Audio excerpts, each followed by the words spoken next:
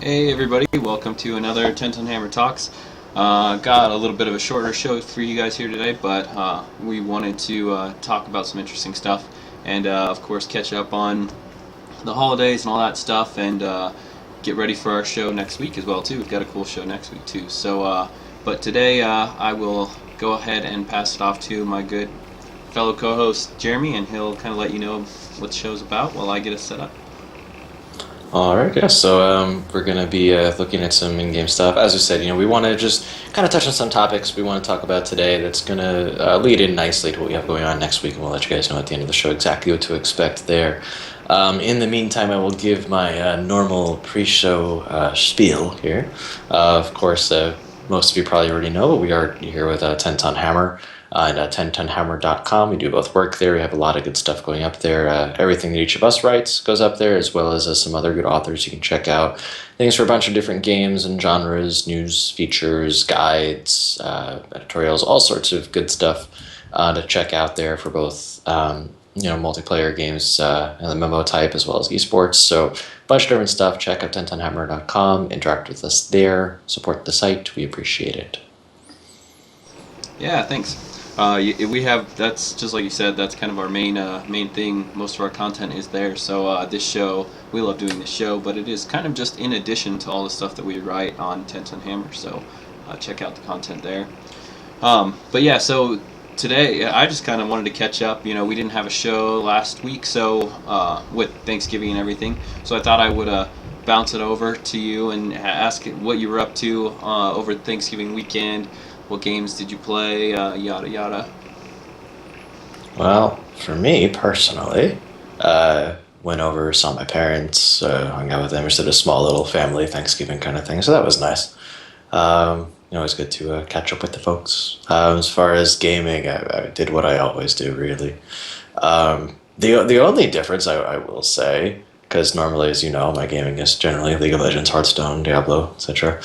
I did, for those that know about it, I thought about it for a long time and finally did it. I got a Sword Art Online game, not the current one that just came out, but the one before it. It was pretty cool. So spent a little time with that. Just like completely, I guess, outside of what I'm normally playing. So it was pretty neat. Nice. Yeah, I've been tinkering around in League a little bit as well, like on and off. But every couple days I play a few games. Try to get in at least for the first one of the day every day. But yeah, for me, I just kind of went and had Thanksgiving with my family and with like my immediate family, my wife and kids and stuff, and then we went over to a friend's house and did some Thanksgiving with them, one of my childhood friends, and we ended up Nice. playing some Magic the Gathering a little bit, and then we did a Citadel, which is like it's kind of like a board game, but it's a little card game where you play. It's a pretty fun little game, but we tinkered around on that, and that was mostly it for me. I was playing over the weekend. I was actually away from my computer a lot, so I was like out of the realm of PC games for a while. I was messing around on Divinity Original Sin again with my friend, doing some co-op on the Xbox One, and was having a lot of fun with that. I really enjoy that game. They do a lot of things really well in that. So that was kind of it Nice. for me, and then a little bit of Magic the Gathering, because I also went to visit my brother in Denver, and I was so happy he actually like let me take home our huge combined collection because he's not playing with it much anymore. So Oh, I've been nice. geeking around building decks and stuff all weekend. So totally in my brains in the CCG realm a little bit.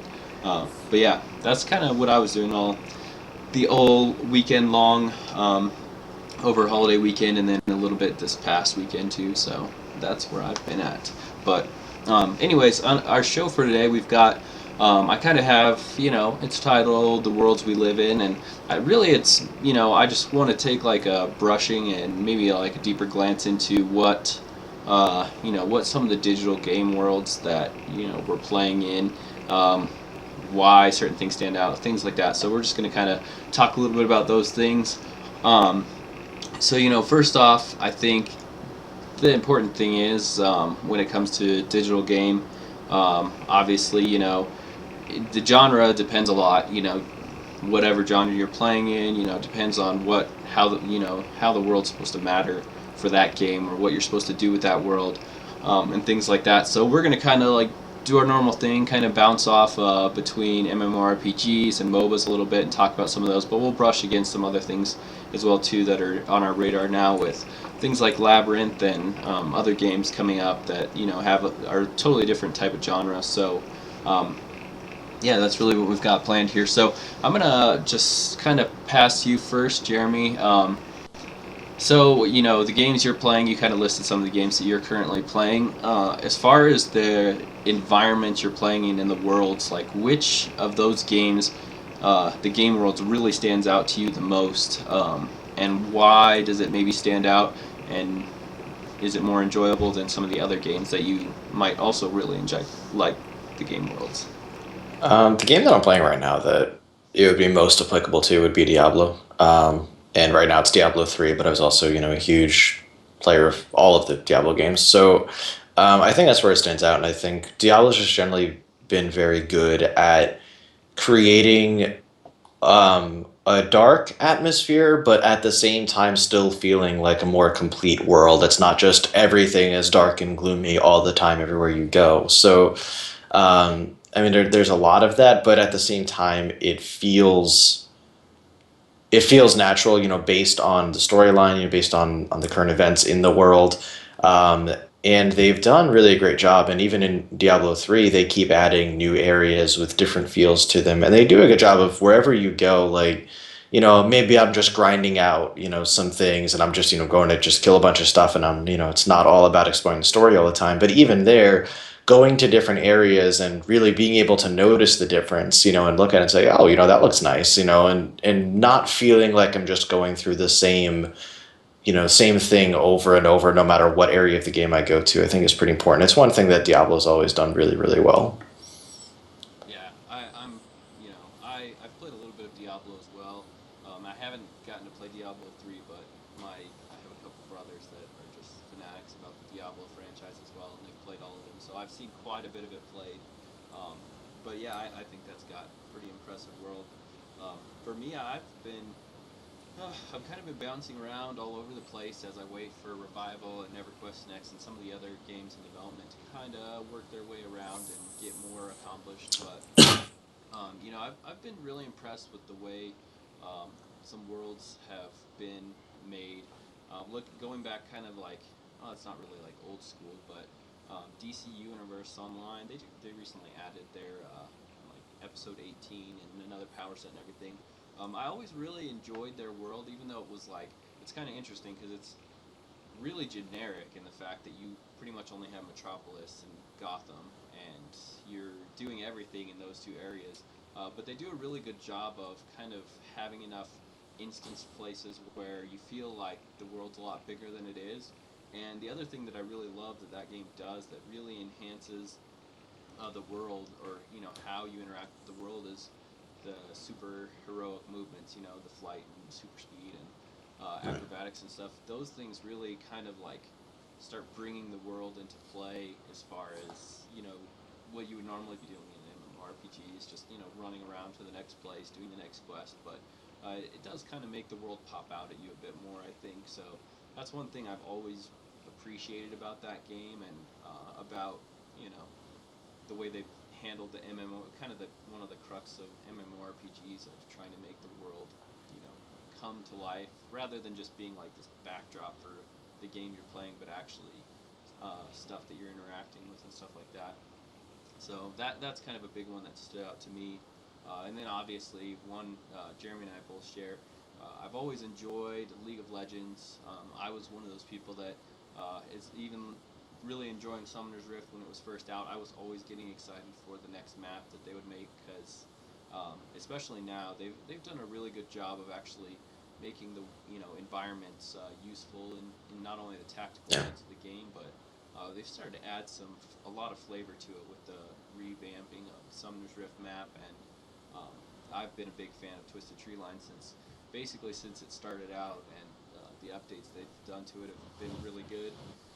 I've even tinkered around on the Howling. Well, I play a ton on the Howling Abyss, but Crystal Scar I've also tinkered around a bit on, and I like how each map is totally different. And I think for games that are meant to be really arena focused, I think having that like diversity is super important.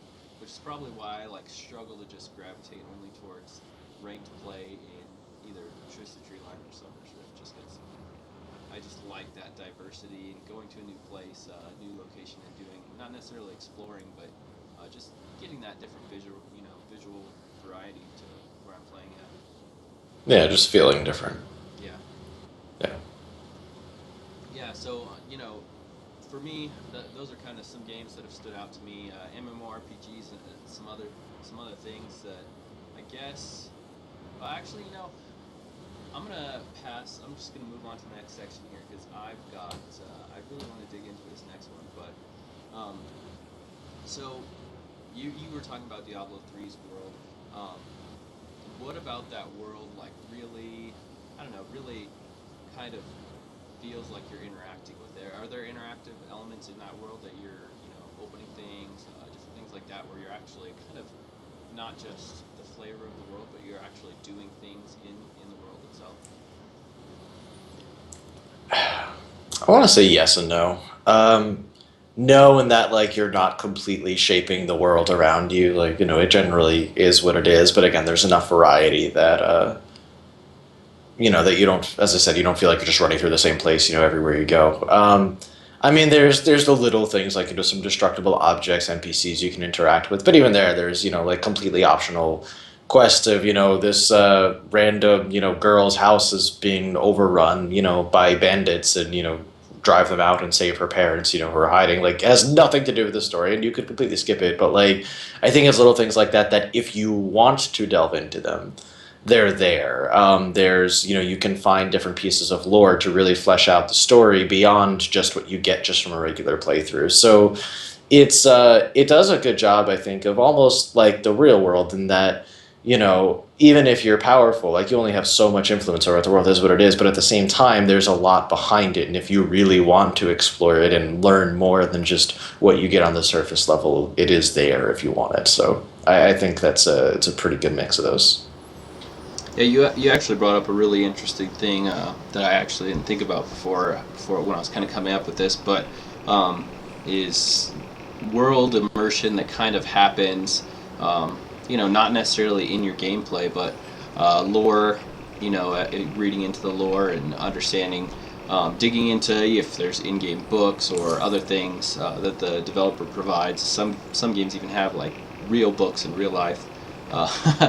Set in a setting that aren't involved in the game in any way other than just adding to the depth of the world and going inside into some of the characters or plots and things like that. So that was one thing I actually really enjoyed about EverQuest Next development when they did that with their world. They wrote these little novels, basically, well, not novels, but mini short stories that followed the characters and kind of communicated to the audience what the world was meant to be like and some things like that. I thought that was a brilliant way of doing things, and I was really impressed with Landmark, the way that they were able to take what was supposed to be this editing voxel world and actually make it look really good too. So that was pretty impressive, and pairing that with what they were talking about in the books and lore, that was something that came off to me as like a really interesting mix of not just a world that has a lot of depth and things that you can do, but it actually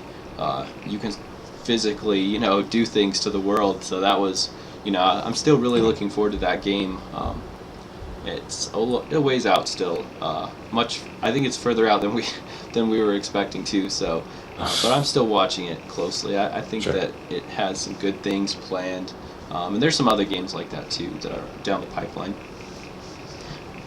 But yeah, so another thing too, I think with world immersion is not just having things that you can interact with, but the visual fidelity of worlds. I think there's games that do don't really make a huge effort to that. I kind of think of Minecraft, or I'm sorry, like, that don't do a huge effort towards that, but the world still comes off really well. And I think of Minecraft is that that it's just retro style, and there's a lot of games too that kind of are doing this 8-bit retro style graphics and things. just to fit their budgets of what they have for development, which I think is a really smart way of doing things. Trying to meet that maximum fidelity and quality of whatever style that you're going in, I think is really important, because there's nothing worse than playing a game that's like really stretching it, and everything looks really not well done because they're trying to, Nice. provide a setting in a 3D environment or something that they don't really have the budget to make triple Yeah. quality graphics for. So I don't know if you can think of any games that you've played recently that fit that bill or not. But Not off the top of my head, but I definitely know what you mean. yeah, Minecraft I enjoyed because they weren't trying to make it. They weren't trying to provide you with anything that they couldn't. Basically, they just chose that graphic style. It worked really well for what the world was meant to be, and it was really functional. And that's another big thing I think too, is worlds being functional for the game that is being played.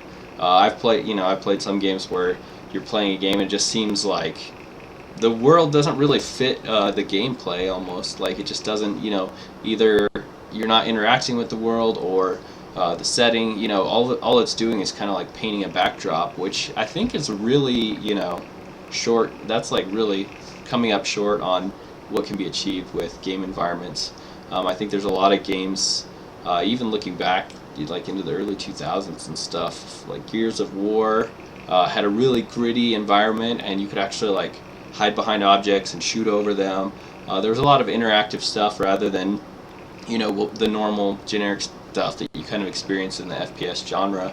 I know Halo kind of did some things too, as well as like some scripted things, and the world would change a little bit, and you could, interact with the world. But Gears of War stands out to me as a game that really had some elements that made the game world feel more a part of the gameplay than just being the setting that you were running around in.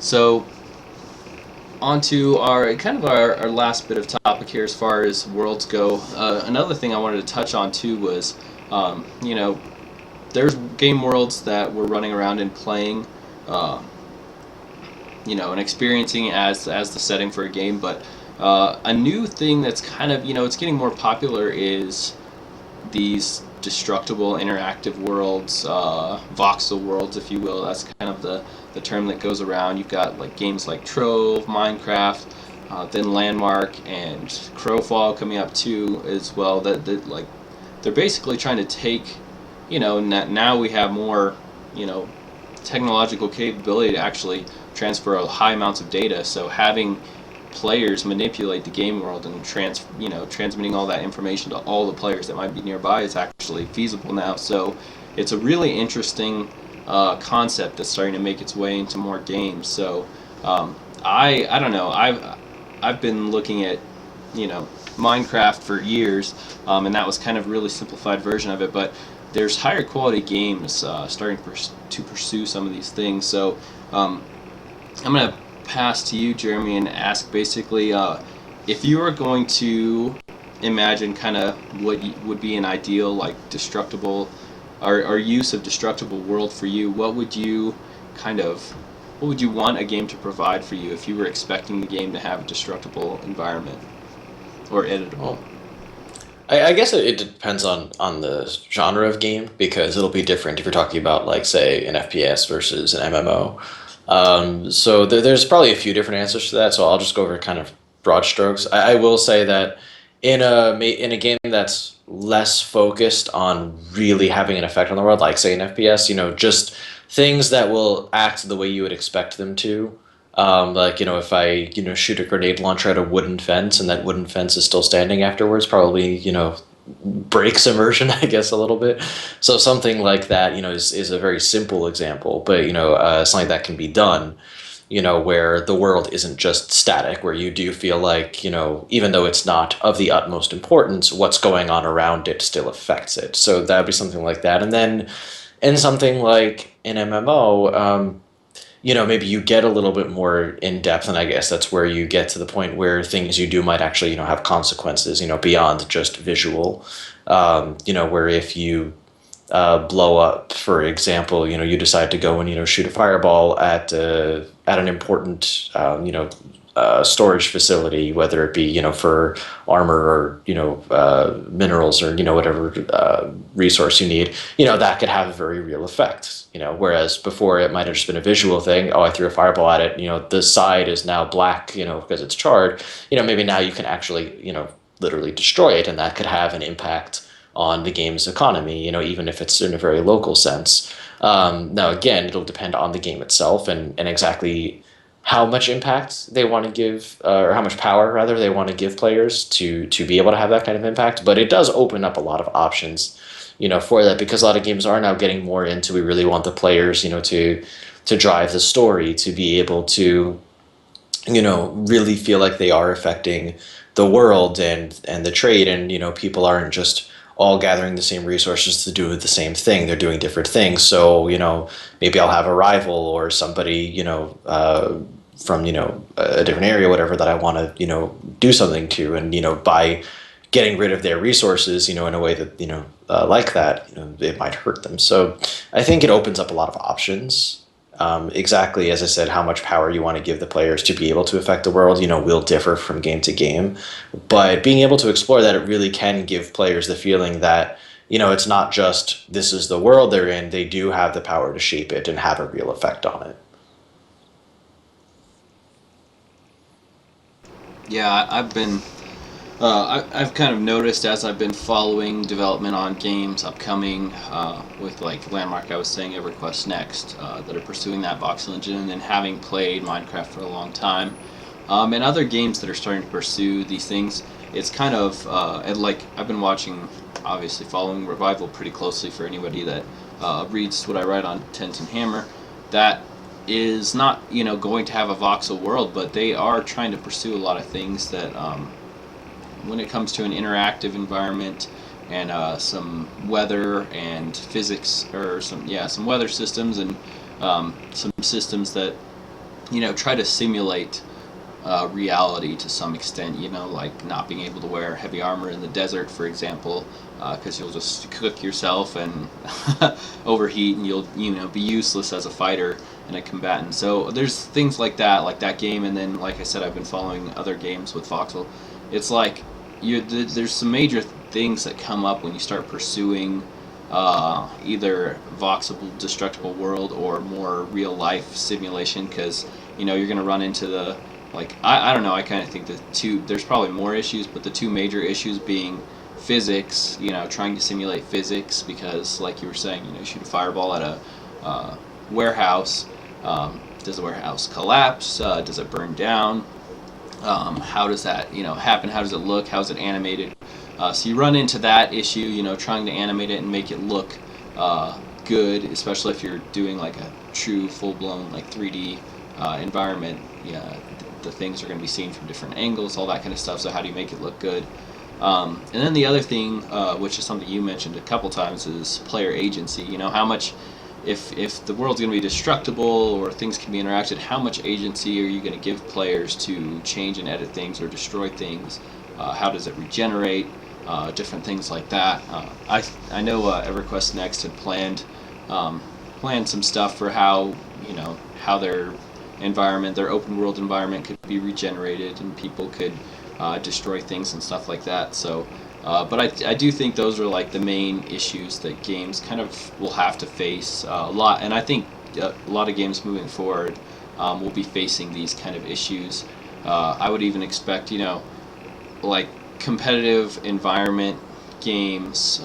I've been playing a lot of Armored Warfare recently. I think I mentioned that in one of the previous shows, but that game actually surprised me with how much destructible terrain was in that. All the buildings, well, not really the terrain, but the buildings could all be destructed. You could use them as cover, for a short time until they were like blasted down by other tanks. So it was kind of interesting to see, that, because it's been done in other games. I think Battlefield has destructible stuff, but it's really more a scripted big event that changes the battlefield. Whereas in Armored Warfare, it's kind of this slow erosion of cover and things like that can change the tactical environment. So I'm interested to see other games that, as they develop and start pursuing these really I want to say interactive worlds, because that's really what it is when you have destructible terrain. It's a world that you could literally interact with.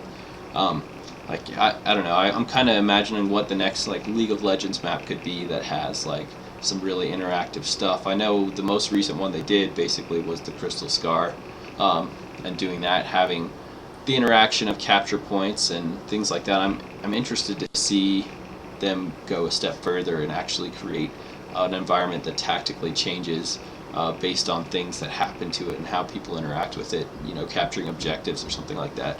So I think there's a lot of room for stuff like that to be explored in MOBAs and other games like that. So, but anyways, yeah, kind of rambling here. I'm just really interested to see, how different developers tackle kind of some of the problems that we mentioned, and how the fidelity and visual like quality of their products comes out after they've been developing and pursuing some of these new areas. So, but anyways, that's kind of the main bit of our topic that we're going to talk about today. Jeremy, do you have other things you want to talk about as far as or any questions you had or anything like that? I think we covered it. I mean, as I said, today was maybe a bit of a shorter show, but we did want to get into a little bit of what makes a good game world. What we're looking for in one, and how much we want to interact with it. So I think we hit those points. A little faster than usual, but I think we covered. I think we covered what we wanted to today. I think it was a good discussion. Yeah, I think so too. I've always been a fan of any, I don't know, any game that I'm playing. I'm always paying attention to the world. I'm one of those real explorer types. So when I'm playing an RPG or whatever, I go explore, everything I can. So that's something I'm looking forward to with upcoming games. Looking to see what the world offers, not necessarily just what an NPC is going to tell me to do in it or something. I actually like the idea of open world exploration a lot. So big fan of those, and looking forward to seeing what games do as far as that stuff moving forward. But yeah, anyways, the last topic I have on here, a secret topic Jeremy doesn't know about, but yeah, I was going to ask, with it being the holiday season, there's all the Black Friday sales and the holiday sales. What game temptation has caused you to spend when you probably were like, I don't have any more money left for games this month? All right, so I usually don't do much in the way of like new games, but I had attempted to stop spending money on League of Legends, and then they started doing their holiday sales, and you get bonus RP, which is the in-game currency for purchasing it, and they have different skins that usually aren't available. They put on sale, and then there's a new expensive skin that went on sale. So yeah, all of that. That was definitely my spending money when I wasn't planning on it thing. Nice. Yeah, I ended up upgrading some stuff to my revival little house that I'm getting, even though I was telling myself I wouldn't spend any more money until boats came around. But so I did a little bit there, and then yeah, I ended up backing a couple things. I thought I wasn't. We were talking about Labyrinth a lot. Really looking forward to that game. I wasn't sure if I was going to have money to back that, but I ended up giving in and spending a little bit on that. So I'm pretty excited about that coming, especially after having played the demo. Which, if you guys haven't seen, you can check that out. Yeah, it was a lot of fun. If that's like just the pre-alpha demo, I'm pretty excited to see what they do as they move forward with the additional funding from Kickstarter. And then of course I kind of just view Kickstarter as a way for them to kind of investor proof, really. They just show investors, hey, this many people are interested, they're willing to give money, and it helps them get funding from other places. So I'm hopeful for them doing some really cool stuff with the funding they got from that, and hopefully more funding they'll get afterwards. So yeah, that was kind of it for me, and that's it for my secret topic. I was just curious to see what sales had tempted you. I was almost gonna get Assassin's Creed Black Flag too. It was like $7, but I was like, yeah, I really don't have time to play it right now because I know it will consume my life. I love that, which actually that would have been a great one to bring up today too, with the interactive world, the free running parkour that you could do in Assassin's Creed. I'm always hoping that someday one MMO will add that to to their actual world where you can really climb around as a rogue and an archer and use terrain to your advantage. But another discussion for another day. So, but yeah, last but not least, you guys aren't aware yet, but we are aware, and we are going to share that we actually have one of the developers from Crowfall coming on next week. So that should be a pretty interesting show. I've been talking with Crowfall a lot over the last couple of weeks. We did a big interview with J. Todd Coleman and had an art exclusive there. So we're pretty excited to have one of the developers on. I believe it's Thomas Blair is the developer coming on. I'm not sure if I'm pretty sure that's what it was last time I checked, but I don't have my email up right now. But yeah, so that'll be a cool show. For those who aren't aware of Crowfall, it is totally crowdfunded so far. Well, they have some other funding now, but kind of like Labyrinth, they started on Kickstarter, got some traction there, and then they got other funding sources. I think their website last said like $6 million worth of funding they have so far, and they're planning to be a voxel based. They're also utilizing the voxel farm engine that Landmark EQ Next were licensing, so and they're going to do some different stuff with it. So that'll be interesting to see what they're doing with their world. I did a lore interview for that, so you guys can check that out on 10 Ton Hammer if you search up the Crowfall game page. And yeah, we'll be talking with them and kind of getting it. Should be a good game, I think, for both myself and Jeremy, because it's going to have some MMORPG elements, but also a ton of competitive arena elements too. So it should be a pretty good show. So yeah, that'll be next. Yeah, yep, next December 11th. It will be at 3 p.m. Eastern. So I'm getting the days right. I'm so out of it. The holidays are driving me nuts here, but yeah. That is all I had. Jeremy, I'm sure I missed something. Probably, you think? No? I think you did. I think you did all right. Just remind everyone that if you do miss the live stream, can always check it out on the 10 Ton Hammer YouTube page, or just at 10tonhammer.com. Usually within a few days of the live stream, the videos will be posted there as well. Other than that, 3 p.m. Eastern each Friday, and definitely come back next week to see the interview with the Crowfall dev. Yep. That should be it for us. Thanks for jumping in here, Baby Cannon. Nice to see you again, and everybody else who might be lurking there in the audience. Come back for next week's show. We have a pretty big one planned, so we will talk to you guys then. Have a nice weekend. See you then.